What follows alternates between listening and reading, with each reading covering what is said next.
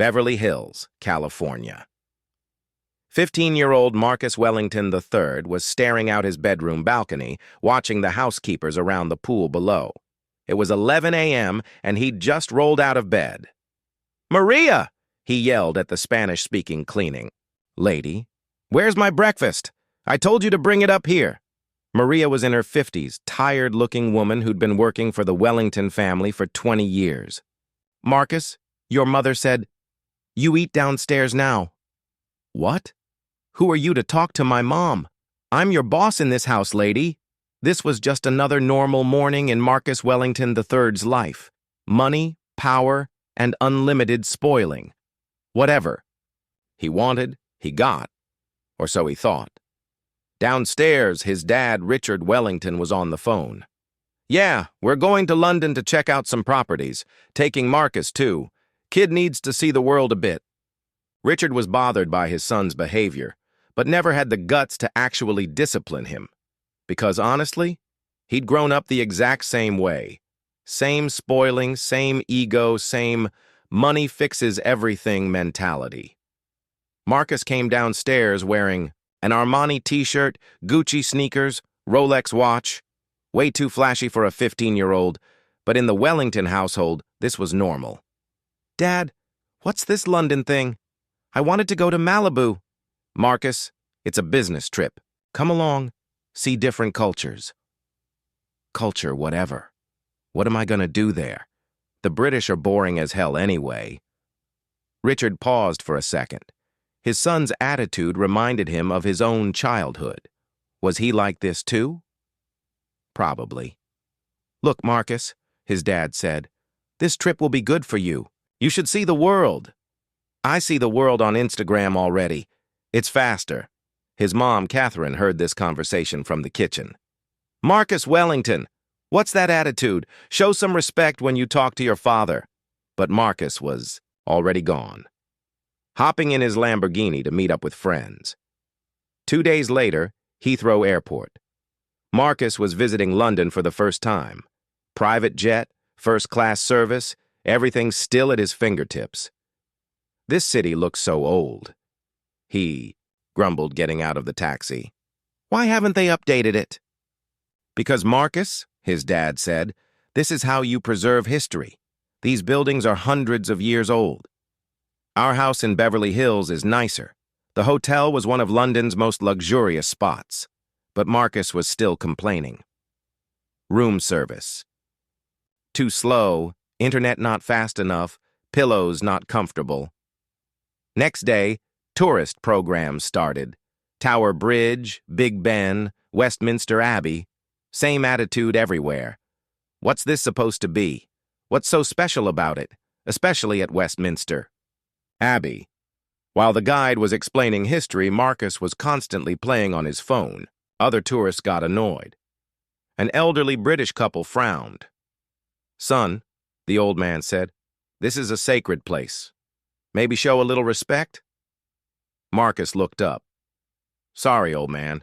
I paid money to be here. I'll act however I want." The old man's wife took her husband's arm. "Come on, dear, let's go." These kinds of scenes repeated throughout the trip. Yelling at waiters in restaurants, not following rules in museums, constantly complaining, "They do it better in America." Richard sometimes tried to intervene, but it always ended the same way. "Dad, are you on my side or theirs?" Third day afternoon, they finally got to Buckingham Palace. Marcus saw something that actually caught his interest for the first time, but for all the wrong reasons. "Dad, what's up with these costume guys? Is it Halloween or something?" "Marcus, those are the Queen's guards. Very important historic duty." "Really?" Marcus's eyes lit up, but not with admiration, with mischief. Right here, while you're thinking about how this story's gonna unfold, would you mind taking a minute to hit that subscribe button and join us on this journey? We share powerful stories like this every day, and we love hearing in the comments which country you're watching from. There were tourists from various countries in the crowd, an elderly Japanese couple with professional cameras, an American family trying to educate their kids, young Brits proudly watching their own country's tradition. And of course, Sergeant James Mitchell, 32 years old, 6'1", 180 pounds, red uniform, bearskin hat, polished boots. But what really stood out were his eyes, looking straight ahead, but seeing everything. Mitchell's story wasn't easy. He'd grown up in Manchester, working-class family. His dad worked at a factory, mom did cleaning jobs, no money, but there were values. Joined the army at 18. First reason was economic, so he could send money home. But over time, he discovered something different, a sense of purpose. 2 tours in Afghanistan, 1 in Iraq, lost friends, felt death's cold breath. But at the same time, he learned the power of believing in something, applied to be a Queen's Guard for 3 years, rejected every time. Not disciplined enough, they said. Until that day came. That day, he was on patrol in Helmand, IED attack. 2 of his buddies got wounded. Mitchell risked his own life dragging them to safety. 6 hours under enemy fire, never hesitated once. That's when they realized. Mitchell wasn't just strong, he was selfless. After becoming a Queen's Guard, he'd found his life's meaning. This wasn't just a job, this was service, honor, protecting tradition and values. And now he stood in front of Buckingham Palace. Silent, motionless, but aware of everything. Marcus was approaching. At first, he just stared. There was something different about this man's posture. But Marcus didn't see it as strength. He saw it as a target. "Dad, look at this guy. He really doesn't move at all." "Yes, Marcus, that's their duty. They're very disciplined." "Disciplined? I'm gonna make him move." Richard's heart started racing. "Marcus, no. Please be respectful." But Marcus already had his phone out. Started filming. The tourists around were watching the young man. Most uncomfortable, some curious, some worried. The elderly Japanese couple, Hiroshi and Yuki Tanaka, married for 40 years. Both had wisdom in their eyes. Hiroshi was the son of a Wellington II veteran. He knew what discipline and honor meant. "Yuki," he whispered to his wife, "this boy's going to make a mistake." Yuki nodded. "Maybe he'll learn. Maybe he won't. We'll see." The British family, David and Sarah Hartwell, with 8-year-old Jamie and 12-year-old Emma, was trying to protect. "They're kids." "Emma, Jamie, step back a little," Sarah said. "Why Mummy?" Jamie asked. "Because that young man might do something bad." David touched his wife's arm. "Should we intervene?" "Too early yet, but let's be ready." The American tourist family, Bob and Linda Rodriguez with their 16-year-old son, Carlos, had a different perspective. "Dad," Carlos said, "what's that kid doing?" "I don't know, son, but it's none of our business." Linda squeezed her husband's arm. "Bob, something wrong's happening. I can feel it." "Linda, let's not get involved. There's tourist police here." But no police were visible yet. Marcus started walking in circles around Mitchell, filming from every angle, laughing occasionally, trying to take selfies. "Hey, statue man!" "Smile," he said, laughing. Mitchell's eyes looked straight ahead, but he was tracking Marcus's every move. The kid's energy, his intentions, his threat level. It wasn't time to intervene yet. Marcus got closer. "Come on, I know you can hear me. Blink if you're real." The surrounding crowd was getting uncomfortable. Murmurs started. Disgraceful. "Where are his parents?" Someone should stop him. Richard Wellington came to his son's side. "Marcus, enough, we're leaving." "Dad, relax, this is fun. Look, this guy's like a robot." "Marcus, this is disrespectful. Stop it right now." "Respect? For who? Some guy in a costume?" These words reached Mitchell's ears. His eyebrows slightly narrowed, but he still didn't move. Marcus got bored with his dad. "Dad, just go. I'm having fun here." And that's when Marcus made his first serious mistake. He touched Sergeant Mitchell, put his hand on the guard's arm. "Hello? Earth to toy soldier?" Mitchell's muscle tension changed. His breathing deepened. but he remained motionless. Marcus got bolder. "See, he can't do anything. This is just for show," and kept touching. First the arm, then shoulder, then chest. Voices rose from the crowd. "Stop that immediately. Show some respect. Call security." But Marcus had lost control now. He wanted to go viral on social media, wanted to show off to his followers. "Look, everyone," he said to his phone camera, "I'm gonna make this robot dance," and reached his hand toward Mitchell's face. That's when everything changed. Mitchell's hand shot up fast, grabbed Marcus's wrist. Such a powerful grip that the kid's hand went numb instantly. "Stop!" The voice echoed off Buckingham Palace walls. So powerful, so authoritative, that all surrounding sounds stopped. Mitchell turned his head for the first time, his eyes focused directly on Marcus. And that look froze the kid's soul. "Young man," Mitchell said, his voice ice-cold calm but carrying volcanic power, "you have just made the biggest mistake of your privileged little life." Marcus's phone dropped from his hand. The screen shattered as it hit the ground. He started shaking. "I am not a toy. I am not a robot. I am not entertainment for your social media." Mitchell's grip tightened.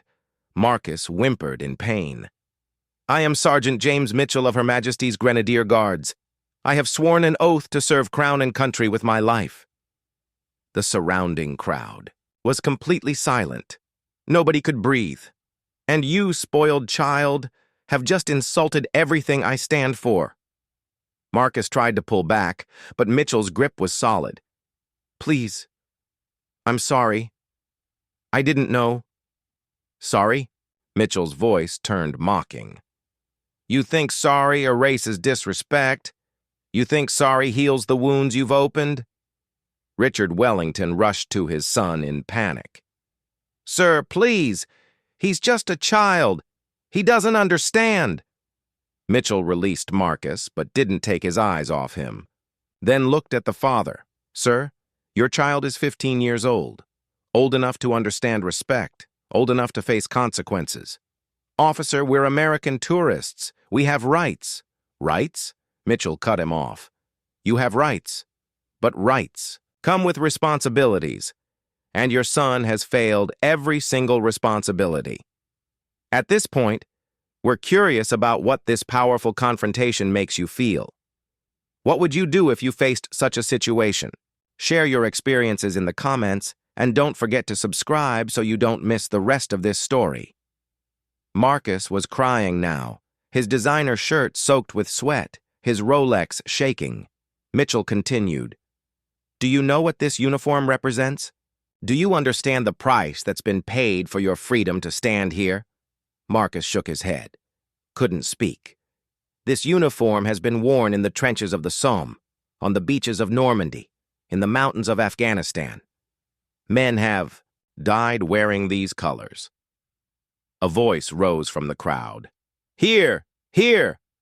Mitchell turned and looked. An elderly man had stepped forward, in his 80s with a walking cane. "Albert Morrison, sir," the old man said. "Normandy veteran, D-Day, Omaha Beach." Mitchell respectfully nodded. "Sir?" Albert looked at Marcus. "Young man, I was 19 when I hit that beach, younger than you. Scared to death, but I had a duty." Marcus's eyes widened. "I watched my friends die in that sand. Good boys, from good families. They died so people like you could be free." Albert's voice was shaking, but determined. "And now you stand here, mocking their sacrifice, laughing at the very uniform they died to honor?" Marcus's legs gave out. He dropped to his knees. I didn't know. I'm so sorry." Albert stepped closer. "Sorry isn't enough, boy. Sorry doesn't bring back the dead. Sorry doesn't heal the dishonor." Mitchell intervened. "Mr. Morrison, perhaps we can teach him. Perhaps he can learn." Albert looked at Mitchell. "You think he's worth it, Sergeant?" "Everyone deserves a chance to understand, sir, even spoiled children." Marcus looked up. "Please, teach me. I want to learn." Mitchell and Albert exchanged looks. Then Mitchell spoke. Stand up. Marcus got to his feet, still shaking. This uniform, Mitchell began, represents 400 years of service. Every thread has been earned through blood, sweat, and sacrifice. Marcus listened intently. Before you stands a tradition older than your country. Men who served kings and queens, who defended the realm against enemies foreign and domestic. Mitchell continued, "We don't stand here for show, boy. We stand here because freedom isn't free. Someone must always guard the gates." Applause came from the crowd. But guarding isn't just about physical threats. It's about guarding values, honor, respect, dignity. Things your generation seems to have forgotten. Marcus's face reddened. I never thought about it that way." "No, you didn't, because no one taught you to think beyond yourself." Albert stepped forward. "Sergeant, tell him about Afghanistan." Mitchell hesitated. This wasn't an easy topic. "Why, sir?" "Because he needs to understand the real cost of his freedom." Mitchell took a deep breath. 2 years ago, I was in Helmand Province. My unit was escorting aid supplies to a village school." Marcus's eyes focused on Mitchell. "We were ambushed. IED explosion, then small arms fire. My best friend, Corporal Davies, lost his legs in that blast." Mitchell's voice cracked slightly. "I spent 4 hours carrying him to safety, 4 hours under enemy fire. He kept saying, 'Don't let me die, Mitch. I want to see England again.'" The crowd was completely silent. "He didn't make it, died in my arms, 2 kilometers from the helicopter landing zone." Tears were forming in Marcus's eyes. His last words were, "Tell my mum I did my duty. Tell her I served with honor." Mitchell paused, composing himself. "That's why I stand here, boy. Not for tourists to mock, not for social media entertainment. I stand here because Davies can't. Because thousands of good men and women can't." Marcus was sobbing now. "I'm sorry, I'm so sorry." "Sorry to me means nothing. Sorry to Davies's mother means everything." Albert stepped forward again. "Sergeant, what would you have him do?" Mitchell looked at Marcus. "That depends. Are you ready to understand what service means, what sacrifice looks like?" Marcus nodded hard. "Yes, sir. Please." "Then listen carefully." Mitchell's posture stayed rigid, but his voice softened a bit. "Service isn't about glory. It's about giving meaning to something larger than yourself. It's about standing up when others would rather sit down." Marcus was listening carefully. "Sacrifice isn't about dying heroically. It's about living responsibly, about thinking of others before yourself." How can I do that?" Mitchell studied the boy. "First, you apologize. Not just to me, but to everyone here. You've disrespected them all." Marcus looked around. The crowd was watching expectantly. He approached the Japanese couple first. "Sir, ma'am, I'm really sorry for my behavior. I showed no respect for your culture or mine." Hiroshi smiled slightly. "Young man, we accept your apology, but remember, respect must be earned daily." Marcus moved to the British family. "I'm sorry for embarrassing you in your own country.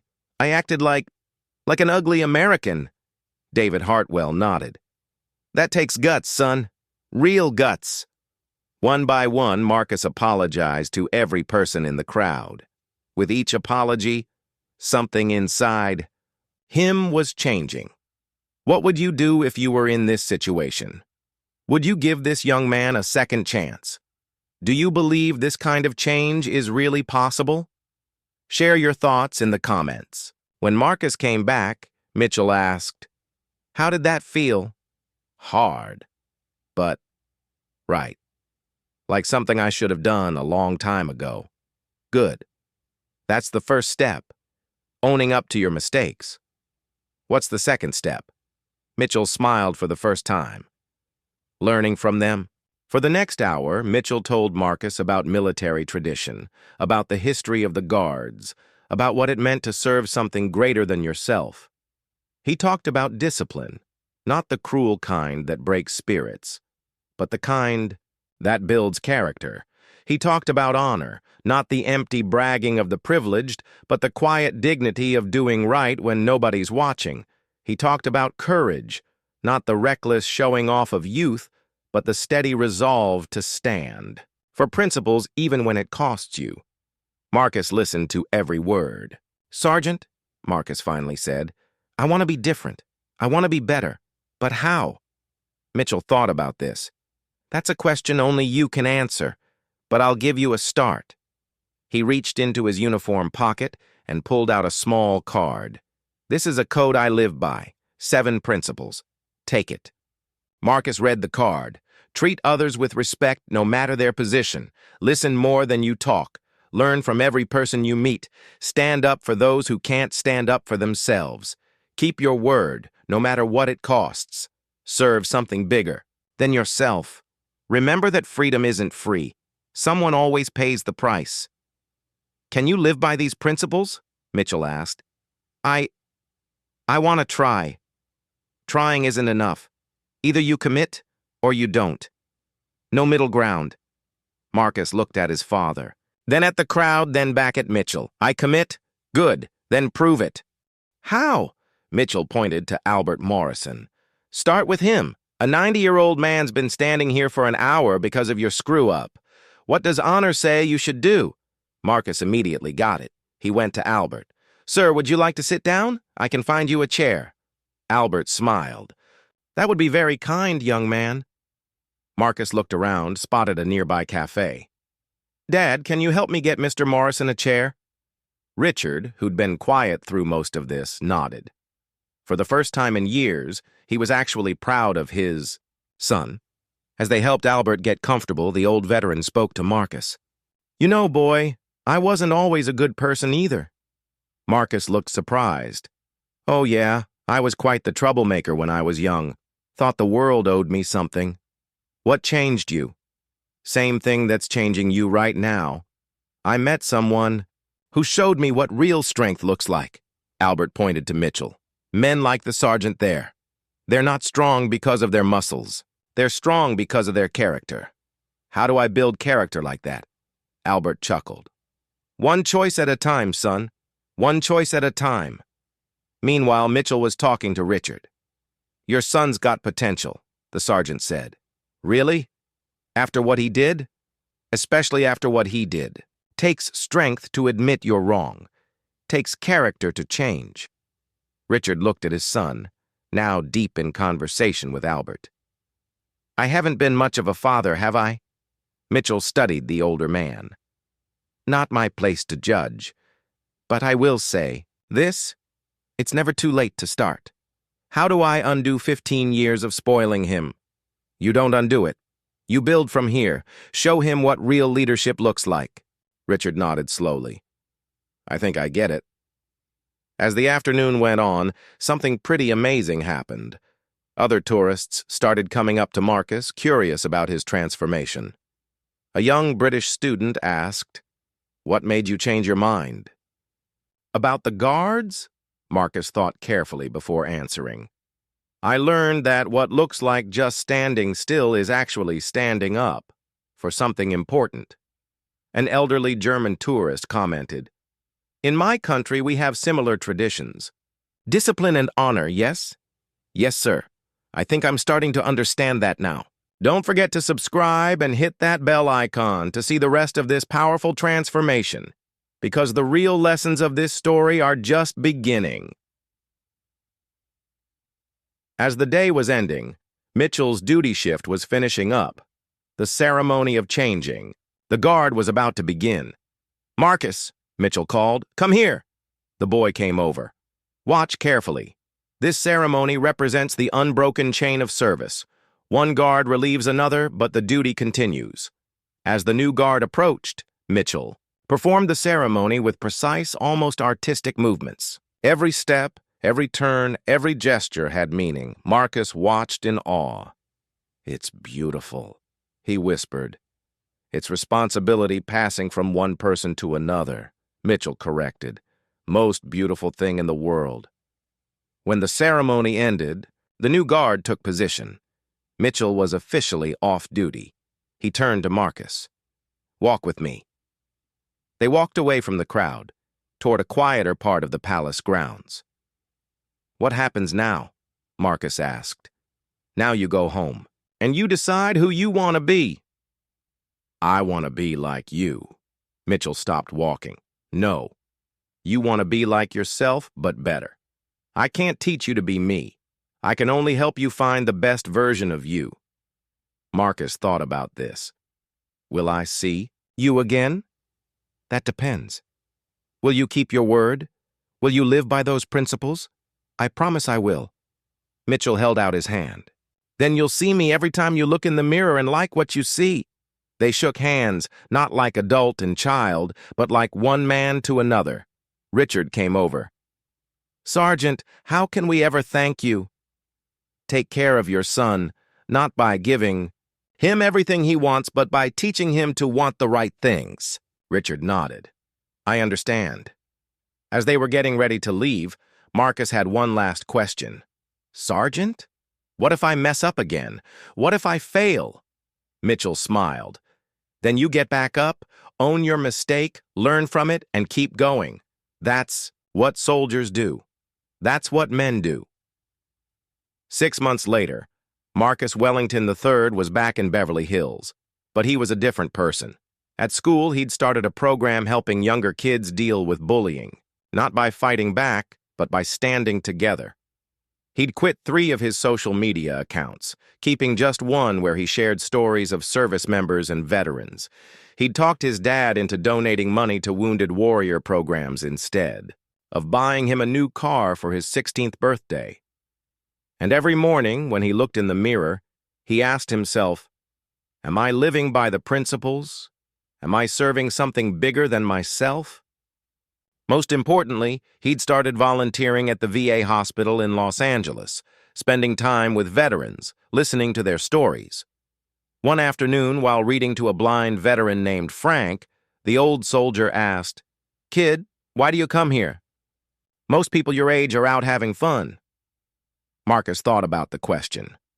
"Because I learned that real fun comes from real purpose, and real purpose comes from serving others." Frank smiled. "Sounds like you met someone special." "I did. A British soldier who taught me what strength really means." "And what's that?"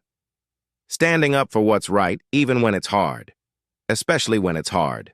A year later, Marcus got an email that would change his life again. "Dear Marcus, I hope this finds you well. I've heard from several people that you've made quite a transformation since we met at Buckingham Palace. A friend of mine, Colonel Williams at West Point, mentioned you've been asking about military academy admission. He was impressed by your volunteer work and your essay about service. If you're serious about this path, I'd be honored to write you a recommendation letter, not because of who your father is, but because of who you're becoming. The military isn't for everyone. It's demanding, often thankless, and always requires you to put others before yourself. But for those called to serve, there's no greater honor. Think carefully about this decision. Then let me know.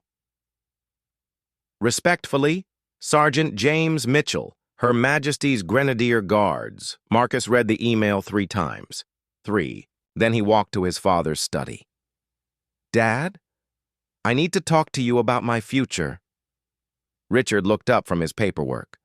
Over the past year, he'd watched his son transform from a spoiled child into a thoughtful young man. The change had been remarkable. "What about your future, son?" "I want to serve. I want to go to West Point." Richard was quiet for a long moment. A year ago, he would have laughed at the idea. Today, he felt something he hadn't expected. Pride. "It won't be easy," Richard said finally. "I know.